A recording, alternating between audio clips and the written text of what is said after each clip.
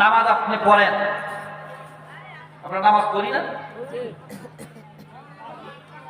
সূরা ফাতিহা, সূরা ইখলাস ভালোভাবে নামাজের আহকামগুলো পরিপূর্ণভাবে আদায় করলেন।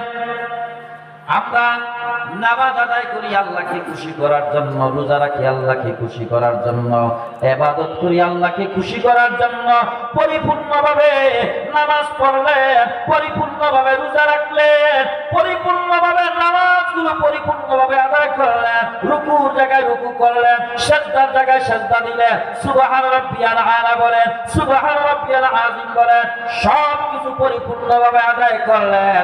কিন্তু নামাজের মধ্যে আবার নবীকে সালাম দিলেন না, আপনার নামাজ হবে নি? নামাজ হবে? বলেন না নামাজ হবে? সব ঠিক আছে, নামাজে নবীকে